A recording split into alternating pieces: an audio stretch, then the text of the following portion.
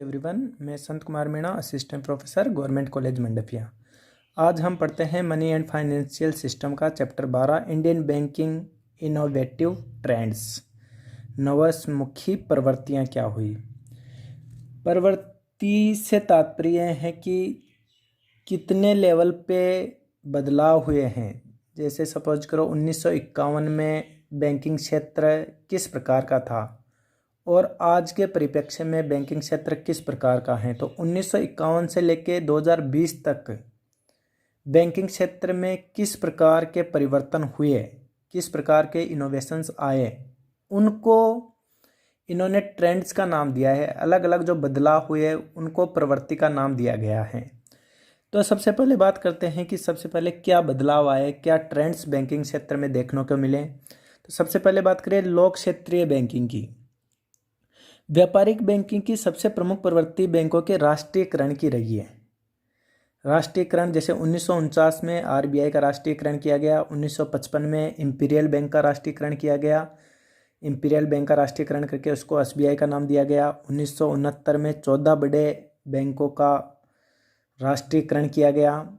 फिर 1980 में 6 बैंकों का राष्ट्रीयकरण हुआ। तो ये एक प्रवृत्ति रही जिसमें राष्ट्रीयकरण को बढ़ावा दिया गया और राष्ट्रीयकरण को बढ़ावा देने से लगभग बैंकिंग क्षेत्र का 92% भाग सार्वजनिक क्षेत्र के अंतर्गत आ गया। लेकिन एक ऐसा भी दौर आया 91 में उदारीकरण एवं एलपीजी की कंसेप्ट को अपनाया गया, जिसके परिणाम स्वरूप कई निजी क्षेत्रीय इनोवेशंस बैंक स्थापित होने लगे हैं। फलस्वरूप भविष्य में सार्वजनिक बैंकिंग क्षेत्र के व्यवसाय में धीरे धीरे अब वापस कमी आने लग रही है। तो ये एक ट्रेंड आया था कि राष्ट्रीयकरण को बढ़ावा दिया गया था। दूसरा ट्रेंड की बात करें तो बैंक कार्यालयों का विस्तार हुआ है। जब 1947 में आज़ाद हुआ देश, तो उस समय देश में बैंकिंग संस्थाएं गिनी चुनी बैंकिंग संस्थाएं होगी या ना के बराबर संस्थाएं थी। जैसे मैं बात करूं कि 1951 में अनुसूचित व्यापारिक बैंकों की शाखाएं मात्र 4115 थी। वही अगर 2015 का डेटा अपन देखें तो 85,356 अनुसूचित व्यापारिक बैंकों की शाखाएं। तो ये एक ट्रेंड आया कि बैंकिंग कार्यालयों का तेजी से विस्तार हुआ है, बैंकिंग क्षेत्र में शाखाओं में तेजी से वृद्धि हुई है। तीसरा है ग्रामीण क्षेत्रों में बैंकिंग। पहले ग्रामीण क्षेत्रों में बैंकिंग की शाखाएं नहीं थी, केवल शहरी क्षेत्रों में ही बैंकिंग शाखाएं ओपन की गई थी। 1969 में ओनली ग्रामीण शाखाओं का भाग केवल 22.18% था। मात्र 22.18% शाखाएं ही ग्रामीण क्षेत्रों में थी। बाकी जो शाखाएं थीं ये केवल शहरी क्षेत्रों में ही शाखाएं कार्यरत थी। लेकिन अब देखें तो अब इस वर्तमान में ग्रामीण क्षेत्रों में भी बहुत सारी शाखाएं ओपन की गई हैं। ग्रामीण क्षेत्रों में बैंकिंग क्षेत्र को बढ़ावा मिला है।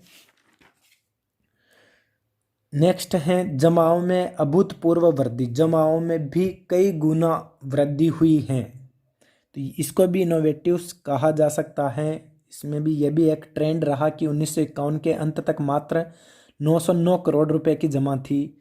यही जमा 2009 में बढ़कर 51,970 करोड़ रुपए हो गई और आज तो और भी ज़्यादा हो गई। तो ये भी एक ट्रेंड है, ये भी बैंकिंग क्षेत्र में एक प्रवृत्ति रही है कि जमाओं में लगातार अभूतपूर्व वृद्धि हुई है। तो ये 4 ट्रेंड्स को अपन मेजरली देख सकते हैं कि लोक क्षेत्रीय बैंकिंग में एक परिवर्तन हुआ, राष्ट्रीयकरण का दौर चला, बैंकिंग कार्यालयों का विस्तार हुआ है बैंकिंग क्षेत्र में, ग्रामीण क्षेत्रों में बैंकिंग तेजी से बढ़ी है, जमाओं में अभूतपूर्व वृद्धि हुई है। इनके अलावा अगर अदर डेवलपमेंट ट्रेंड्स की बात करें कि क्या क्या हुआ है, तो उनमें पहला है उपभोक्ता ऋण योजना। बैंकों के द्वारा उपभोक्ता ऋण योजना प्रारंभ की गई और ये योजना लोगों के जीवन स्तर को सुधारने के लिए प्रारंभ की गई। इसमें क्या था, इसमें उपभोक्ता टिकाऊ वस्तुओं के लिए उपभोक्ता ऋण देना प्रारंभ किया गया। बैंकों के द्वारा टिकाऊ वस्तुओं के लिए ऋण देना प्रारंभ किया गया। इसके अंतर्गत मोटरसाइकिल, टीवी, कंप्यूटर, स्कूटर, कपड़े धोने की मशीन, फर्नीचर, बैंक जो भी टिकाऊ वस्तुएं हैं, टिकाऊ से मतलब जो ज़्यादा समय तक चलती है, उनके लिए बैंकों ने लोन देना प्रारंभ किया जिससे कि इनका जीवन स्टैंडर्ड बढ़े उपभोक्ताओं का। तो ये एक डेवलपमेंट प्रवृत्ति थी। दूसरा है चलिष्णु बैंक, मोबाइल बैंकिंग। ये कंसेप्ट भी बहुत अधिक फेमस हुआ है, मोबाइल बैंकिंग। मोबाइल बैंकिंग से तात्पर्य क्या है? मोबाइल बैंकिंग से तात्पर्य चलते फिरते बैंक से हैं, जिन्हें कहीं पे भी ले जाया जा सकता है।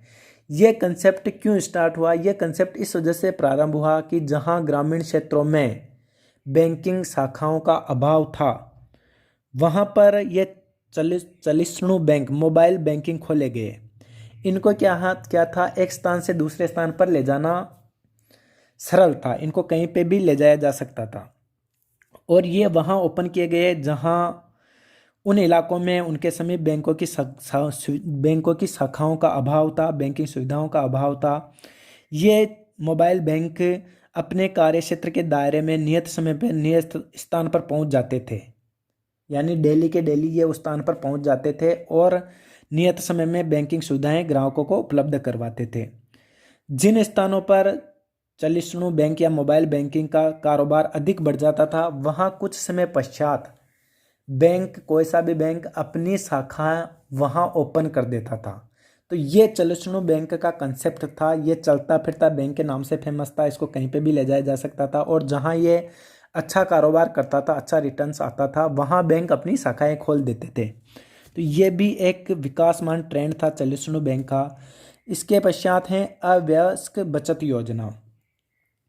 इस योजना के अंतर्गत क्या किया गया? इस योजना के अंतर्गत 10 वर्ष से अधिक आयु के बच्चों को, जो 10 साल से बड़े बच्चे थे, उनको उनके अभिभावकों की सिफारिश पर खाता खोला जा सकता है, जो लिखना पढ़ना जानते हैं। इसमें क्या था? इसके अंतर्गत नाबालिग बच्चे के व्यक्तिगत नाम से 100 रुपये से लेकर 5,000 रुपये तक जमा किए जा सकते हैं तथा बालक स्वयं अपने हस्ताक्षरों से सप्ताह में एक बार 1,000 रुपये तक निकाल सकता था। इस योजना से बचपन में ही बैंकों के साथ व्यवहार करने की बैंकिंग आदत का विकास होता था या होता है। तो इसके जो अवयस्क बचत योजना चलाई गई, इसके पीछे यही मेन ऑब्जेक्ट था कि बच्चा जल्दी से ही 10 वर्ष की आयु के बाद ही बैंकिंग ट्रांजैक्शन, बैंकिंग जो व्यवहार होते हैं उनको समझ लें, बैंकिंग व्यवहार का उनसे जुड़ जाएं, बैंकिंग आदत 10 वर्ष से बच्चे के अंदर दिमाग में आ जाएं, या उनमें बचत को प्रोत्साहन करना भी इसका मोटिव रहा इस योजना का। नेक्स्ट है विनियोग सुझाव सेवा। भारत में कई बैंक हैं जैसे syndicate, Canara bank, central bank. ये अपने ग्राहकों को उनके धन का सुरक्षित एवं लाभदायक विनियोग करने का सुझाव देते हैं। इसके लिए इन्होंने विनियोग परामर्श सेवा प्रारंभ की गई थी। इन बैंकों के द्वारा विनियोग परामर्श सेवा प्रारंभ की गई। ये बैंक अपने जो कस्टमर थे, जो रेगुलर कस्टमर थे, उनको सुझाव देते थे कि कहाँ कहाँ धन का विनियोग किया जाना चाहिए जिससे कि उनकी सेफ्टी और उनसे जो रिटर्न हो वो अच्छा हो। तो ये कुछ बैंक्स थे जिनके द्वारा ये योजना प्रारंभ की गई थी। नेक्स्ट है साख पत्र, लेटर्स ऑफ क्रेडिट। अभी कुछ वर्षों पूर्व कई बैंक थे जिन्होंने ये साख पत्र की सुविधा का प्रारंभ किया है।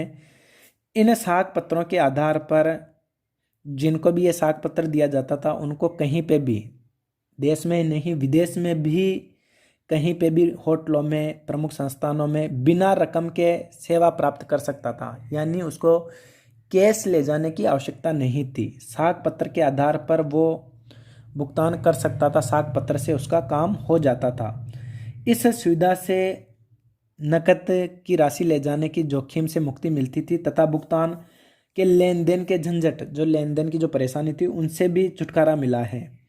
बैंक ऑफ बड़ौदा का जो साख पत्र होता है उसको बॉब कार्ड, BOB कार्ड के नाम से जाना जाता है। सेंट्रल बैंक का सेंट्रल कार्ड, देना बैंक का डीनर्स कार्ड तथा आंध्रा बैंक का बेन कार्ड कहलाता है। जो इनके द्वारा जो साख पत्र दिया जाता है, कार्ड, इनको इन नामों से जाना जाता है। नेक्स्ट है ग्राहक सेवा। बैंकों में ग्राहक की सेवा पर अधिक ध्यान दिया जाने लगा। धीरे धीरे ग्राहक को सर्वोच्च प्राथमिकता दी गई। ग्राहकों की शिकायत को दूर करने के लिए कुछ बैंकों में सप्ताह में 1 या 2 दिन निर्धारित किए गए, जिन्हें ग्राहक सेवा दिन कहा जाता है। उन दिनों में केवल कस्टमर की जो कंप्लेन होती है, उनकी शिकायतें होती हैं, उन्हीं का निवारण किया जाता है।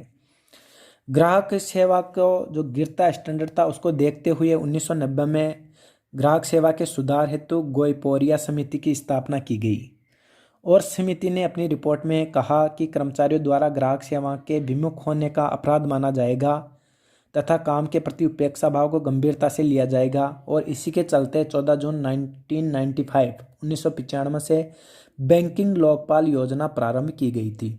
यहाँ से कंपटीशन में कई बार क्वेश्चन पूछा जाता है कि ग्राहकों के गिरते स्तर को सुधारने के लिए कौन सी समिति की स्थापना की गई, तो वो समिति थी गोयपोरिया समिति और इसके अध्यक्ष थे एम.एन. गोयपोरिया। 1990 में बनी है, 1990 में बैंकिंग लोकपाल की स्थापना 14 जून 1995 में हुई। ये यहाँ से कंपटीशन एग्जाम में कई बार क्वेश्चन पूछे गए हैं। तो ये विकासमान योजनाएं थी। अब बात करते हैं भारतीय बैंकिंग की विकासमान प्रवृत्ति।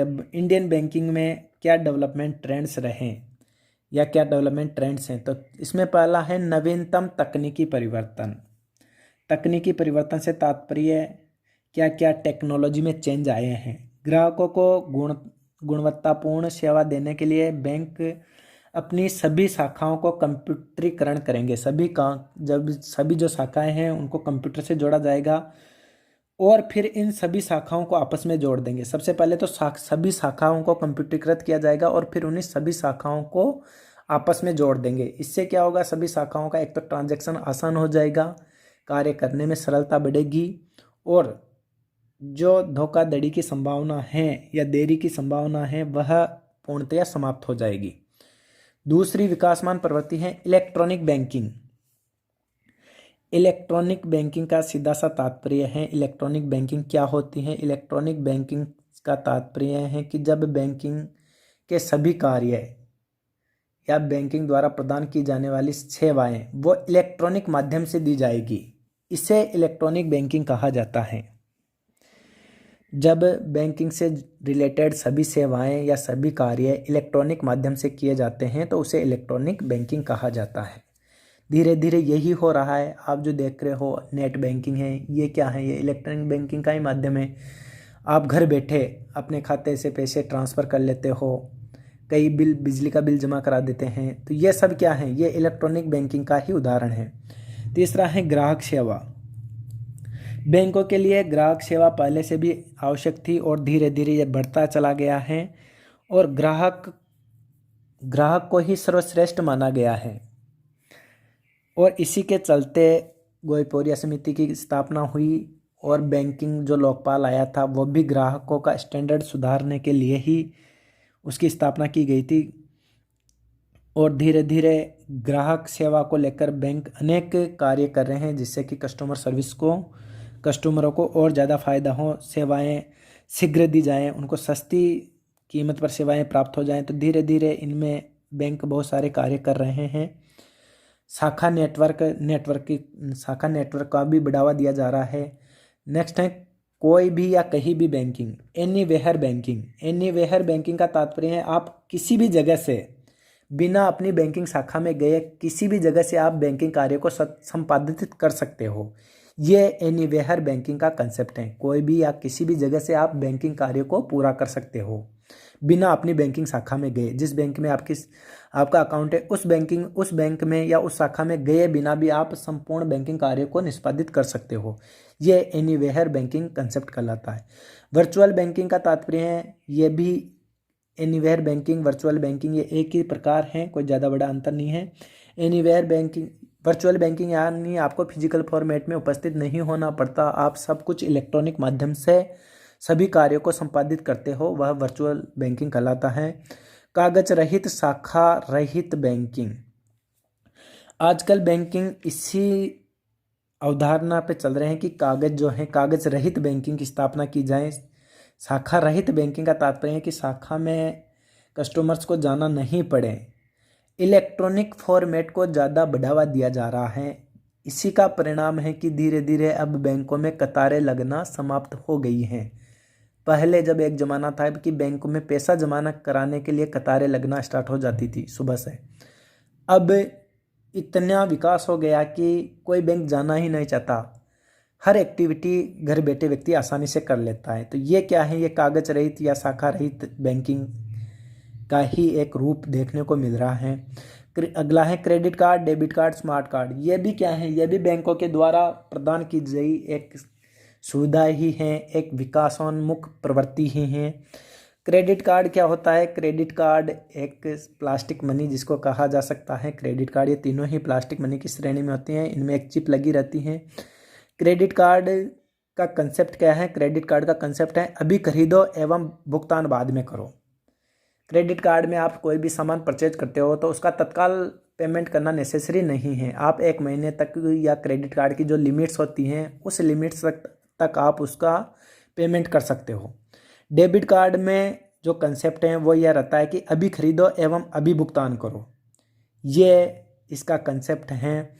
स्मार्ट कार्ड का है अभी भुगतान करो एवं बाद में खरीदो, ये इस अवधारणा पे कार्य करता है। क्रेडिट कार्ड और डेबिट कार्ड में मेजर अंतर की बात करें तो इनमें क्या अंतर है? डेबिट कार्ड प्रत्येक कस्टमर को जारी कर दिया जाता है बैंक के द्वारा, जबकि क्रेडिट कार्ड प्रत्येक कस्टमर को जारी नहीं किया जाता।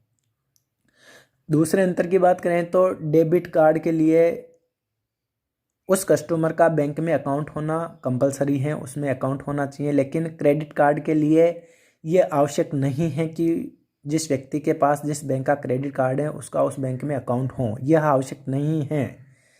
क्रेडिट कार्ड ITR के माध्यम से या क्रेडिट का और भी कई मेजरमेंट्स हैं जिनके आधार पे आप क्रेडिट कार्ड इश्यू करवा सकते हो, लेकिन डेबिट कार्ड तभी इश्यू होगा जब आपका उस बैंक में अकाउंट होगा। तो ये कुछ अंतर भी हैं इन दोनों में। और लास्ट हैं सेवा एवं काउंटर शब्द के बदलते प्रतिमान। सेवा और काउंटर शब्द के जो दिनों दिन इनके पैरामीटर्स हैं वो बदलते जा रहे हैं। जैसे ग्राहक सेवा का अर्थ की बात करें तो सेवा शब्द का क्या मीनिंग निकलता है? सेवा का एस की बात करें, एस का स्पीड, गति से काम होना चाहिए। एनकवरेजमेंट, साहस, प्रोत्साहन मिलना चाहिए कस्टमर को। रेस्पेक्ट मिलना चाहिए। वैल्यू, उसका मान महत्व होना चाहिए। इंटीग्रिटी, उसकी ईमानदारी बनी रहनी चाहिए। कम्युनिकेशन अच्छा होना चाहिए। इवेल्युएशन, सेवा का मूल्यांकन होना चाहिए। जो भी सेवा है उसको इस फॉर्मेट में प्रेजेंट किया गया है। काउंटर शब्द की बात करें तो काउंटर शब्द का भी यही कुछ मीनिंग्स निकलते हैं। काउंटरसी यानी कावटेसी यानी शिष्टाचार, कावटेसी यानी शिष्टाचार, ऑर्गेनाइज स्थापित करना, यू यानी अंडरस्टैंड, नेक्सस संबंध अच्छे होने चाहिए, टॉलरेट उदार होना चाहिए, ई यानी इंक्वायरी पूछना, आर यानी रेस्पेक्ट। तो ये कुछ इनके मीनिंग्स हैं। इनका स्पेशल कहीं पे भी पूछ लेते हैं, काउंटर में यू का क्या मीनिंग है या सेवा में आर का क्या मीनिंग है, सी का क्या मीनिंग है। तो ये आपको याद रखने वाली बात है और दिनों दिन इनका महत्व बदलता जा रहा है। सर्विस का भी महत्व बदलता जा रहा है और काउंटर का भी जो मीनिंग था पहले, काउंटर की अगर अपन छवि देखें पहले के अपने दिमाग में अगर छवि बिठाएं तो काउंटर का मतलब क्या था? काउंटर का मतलब था कि काउंटर पे जाके आपको पैसे जमा कराने, लेकिन आजकल काउंटर का मीनिंग बदल गया है। ये सब बातें उसमें शामिल हो गई हैं। शिष्टाचार स्थापित करना, समझना, संबंध बनाना, उदार रहना, आदर करना। वैसे ही सेवा में, सेवा क्षेत्र में क्या आ गया? सेवा में स्पीडली होना चाहिए, प्रोत्साहन, आदर होना चाहिए, ईमानदारी से काम होना चाहिए, उनका मूल्यांकन होना चाहिए, अच्छा कम्युनिकेशन होना चाहिए। तो ये सब बातें हैं जिन पॉइंट्स के आधार पे अपन कह सकते हैं कि इंडियन बैंकिंग सिस्टम में भी डेवलपमेंट ट्रेंड्स दिनों दिन बढ़ते जा रहे हैं और बढ़ते रहेंगे। धन्यवाद।